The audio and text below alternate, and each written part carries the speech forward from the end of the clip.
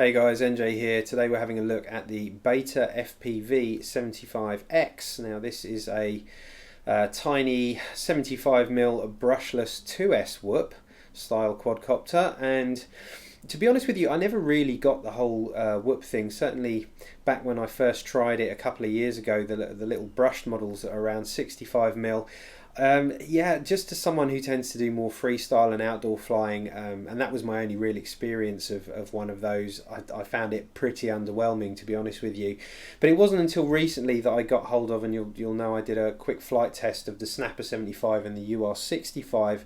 There'll be more on those kind of size of brushless quadcopter coming up as well. But I got to try those indoors, and that's at the point where I got it. And certainly being brushless models, things started to feel a little bit more, I don't know, a little bit more precise and a bit more fun. There was more power, good efficiency, everything just kind of worked really nicely. So I am definitely starting to turn towards liking this kind of thing. But this guy definitely caught my attention just because it was 2S, and obviously running at those higher voltages, we're looking to have, well, a whole bunch more fun, and could this be the quad that can finally of the whoop style that can finally get outdoors and stretch its legs in the freestyle territory? Well, I'm happy to say this is a great little performer. There's no question about that for me. There are some great things about it, and there are a few things that I think you need to be aware of. But in terms of the quadcopter itself, it has this comes with this nice frame, and compared to their other designs that I've looked at, it looks like they've put some attention into reinforcing and extra bracing here to make it decently strong for the bumps and certainly for the amount of inertia that this guy is going to be carrying at a weight of about, in this state without the battery, of around 40 grams. One of the things that I'm not too keen on, this shell, it's very, very brittle. They do give you an extra shell in the box, but I'm pretty sure if I was to hit that with any force, or certainly the speed that this thing can carry, that will all but shatter. But I dare say that it won't be long before we see various other TPU type shells available on Thingiverse, so maybe that's not as much of a big concern. The motors on here, they really are quite beastly. Now these are Betafpv branded 1103 11,000 kV, so yeah, plenty of torque available there for this guy, and plenty of power to match that 2S voltage. In terms of the receiver, this one came to me as a bind and fly type RTF. I went for the XM Plus option, and it fits in really nicely in the bottom there, just under where the battery will sit. It came the other way round, but I decided to have the antennas run out the front, and then I literally just used some tape here to mount them to the front of the ducts, which seems to be working very well. I added a small rip tie just to stop those flapping around and potentially getting snagged, and the other reason I had them coming out the front was so that you could get to the USB on the back to do all your programming. The only other small zip tie I added was back here, just because I found that this antenna was flapping around and kind of touching where the perilously close to where this prop was. So yeah, probably less than half a gram of weight in zip ties I added there. Nothing that's going to make any great shakes to the power or flight time.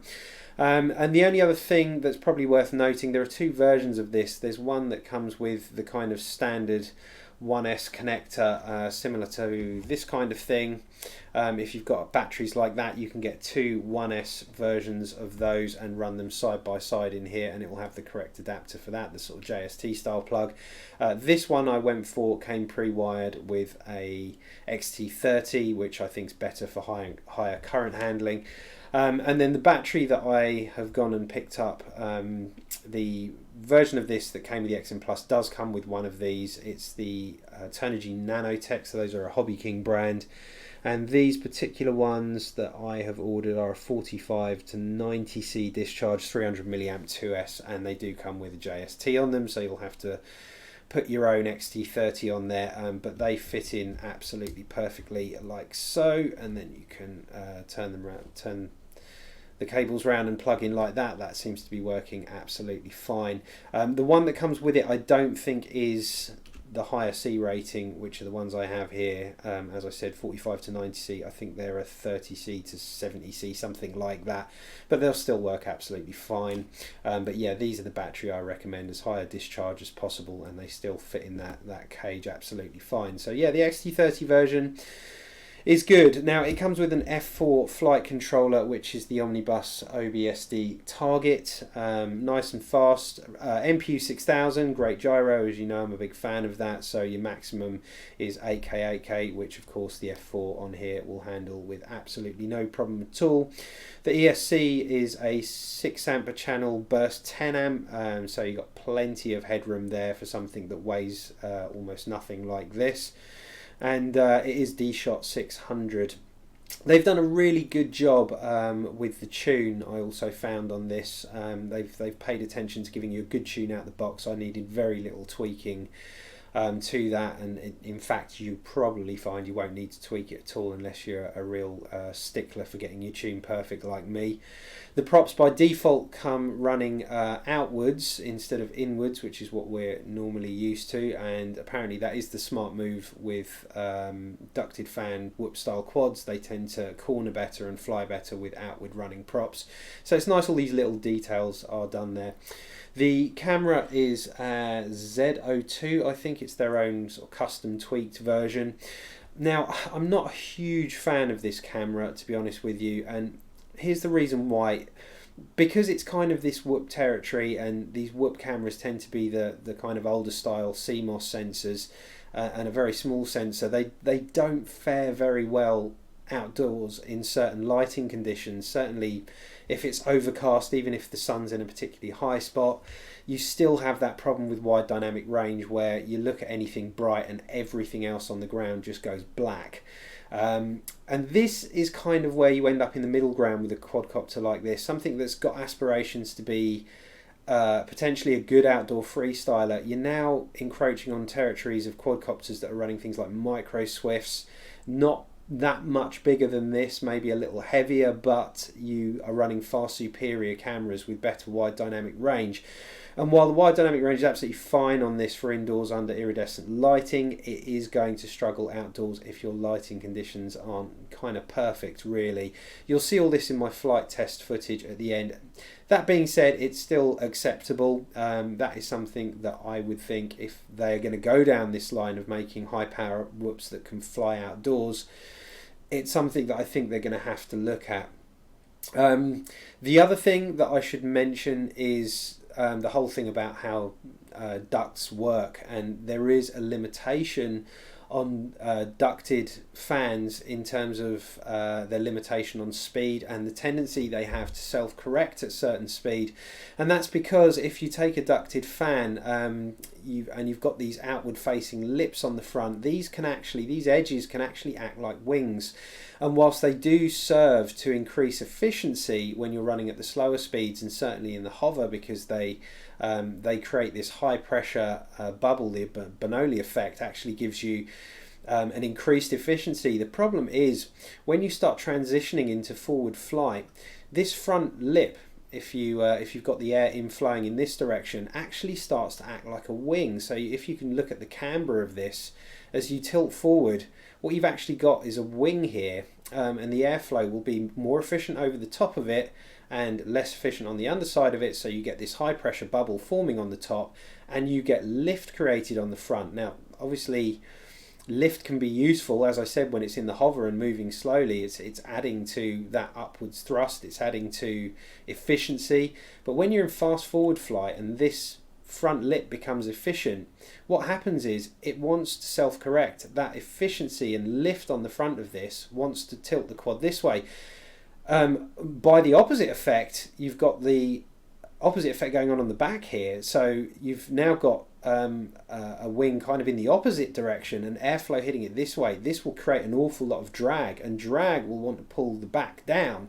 So you've got lift being created at the front, you've got drag created at the back, at which point this thing will want to self-correct. There are speeds at which these ducts will want to slow themselves down, and that's just an aerodynamic thing. You can't do an awful lot about it other than to overcome it by doing the only thing quads do really well, which is just brute forcing their way through the air with lots and lots of thrust. To a degree, this does a good job of that. There is plenty of thrust available, but the problem is certain maneuvers that I found for freestyle, you would find the maneuver would blow out and the PID controller would let go and you'd get some weird kind of washy behavior. So you need to learn to fly these in a certain style, which I'm still getting used to. It still flips, rolls, does all the good stuff, and holds its track at speed. But certain yaw maneuvers, certain things I do, I found that it would come out of the maneuver and then sort of have this moment of being very squirrely and kind of getting itself back in shape. And this is the I-term letting go. You can crank the I-term up as much as you want. There is just a point where aerodynamic effect will give this quad some trouble and cause issues. So yes, it's great that it's got the power. Yes, it freestyles really nicely. Yes, it's kind of ridiculous that a little 2S tiny brushless quad like this that is so quiet, and it is quiet, and it is small, and it is light, and it's a lot safer to go out and freestyle anywhere with. There's all those pros about it, but you need to be aware of some of the cons. But again, you'll see that it does behave and fly great outside, and I'll show you that in the flight footage. Let me just show you quickly under the hood before we move forward. So you can see the hood is held on by just a couple of screws here, Phillips head screws, very tiny, and again there's your shell. Not a lot of flex in that. That's my only concern. As I said, I think that might shatter.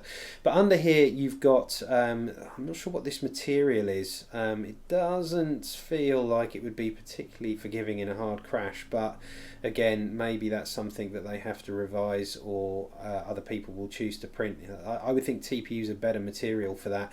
But it holds the camera out on its own at 35 degrees. Now, 35 degrees for outdoor flying, I think, is brilliant. I'm not going to do any indoor flying with this thing, because that's just way too much for me. I'm a complete Nancy when it comes to flying these things indoors, and let me tell you who is the person to go and watch if you want to fly this thing indoors, and it's the guy who actually hooked me up with betafpv, and that is Nick Burns. Now, if you don't know about Nick's channel, he is a real micro master. He's been doing these micro whoop style quads and this kind of size of quadcopter a hell of a lot longer than me, and he really is a superb pilot, and I honestly don't know how he tears it up at the speed he does indoors, but check out his video on this and you will be blown away seeing what he's managed to achieve with this guy. And it was something I noticed he mentioned, was that the camera angle is really just a little bit too much for indoor flying. Really, they need to supply something more in the line of 20 to 25 degrees, and maybe have the 35 degrees as an option, or even better, to include it in the kit. But as I said, maybe it's something that will look to be printed. Now, this camera is on a little bit of cabling, and it is separate to the VTX, which is here. You've got a push button on top of here if you don't want to use smart audio, but this does have smart audio, which is really cool. Of course, we throw around the term smart audio. That is a TBS thing. They're actually using the IRC, Immersion RC tram protocol. But it is nice to see, because not all VTXs come with this, that it does have 0 milliwatts, which means it has pit mode. And I think pit mode's important. If you're all racing these indoors and one of you wants to change channel, you don't very well want to turn on and blow someone else out of the sky by giving them a view of your quad on the desk whilst they're in the middle of a race. So you can select pit mode on this, which is great. The other powers are 25 milliwatts and 200 milliwatts. Again, the fact you can select that via the OSD is great. And yes, it has an OSD because it is the Omnibus OBSD F4 target. The flight controller, with a lot of these whoops, you tend to have the receiver and the ESCs all built onto one board. It is all separated out here. You've got the flight controller on top, and then underneath that you've got the ESC board, and they're all mounted via vertical pins. It's going to be a little bit tricky for me to show you that here, but there is a block kind of here which connects the flight controller to the ESC, and then there is another block which connects the flight controller to the underside of the, can you kind of see it, of the VTX there. I probably have to rotate it a bit. Yeah, tricky to see, but yeah, they're all kind of block connected, and it's quite a neat little solution. I don't see a massive problem with that. They're all on vibration dampening, 4 standoffs here, which are rubber, which do a good job of keeping the noise down so that you can get a nice tune out of it. And yeah, that's kind of all the important stuff. There is room for what looks like LED mounting, LED mounting on the back here, but it appears, having a quick look at the site, that they don't support LED yet. In terms of the motors, nice and easy replacements because they're all on blocks, just like the little JST connectors, just like a lot of other whoops, so that's cool, very easy to replace a broken motor. And so far, with a couple of crashes, this has fared up pretty well. So in summary, I think this is a really cool little product. It's for me finally that whoop with all the power that I've wanted to see. It's quiet, it's safe. It is a ton of fun. It's fast as hell. I mean, if you're doing indoor track racing and you want something a little more exciting than the 1S brushless whoops that are out there, this thing is going to absolutely scream. So this will be right up your street. It's trying to get into other territories, like the outdoor stuff, and yes, it does acro very nicely. I enjoyed my flight with it. There are some slight squirrely problems that maybe can be tuned out to some extent. I will continue to try and do that, but as I explained, there are limitations due to the nature of ducted props. And yeah, the big improvement for me that I'd like to see is that camera, because I really do want to fly this more outside and shoot those miniature gaps, and it's the wide dynamic range that leaves me a little short on the confidence front. But it's, you know, it's trying to cover a lot of territory here, and as an all-rounder, as something you can fly indoors, outdoors, you can race with it. It seems to be nice and durable. Yeah, I've got to give it a recommendation. So my big thanks again to Nick Burns. Please go and subscribe to him. He's a hell of a pilot and reviewer, well worth checking out. And also to betafpv for sending me this. Links will be in the description, and I will see you guys all in the next one. Cheers.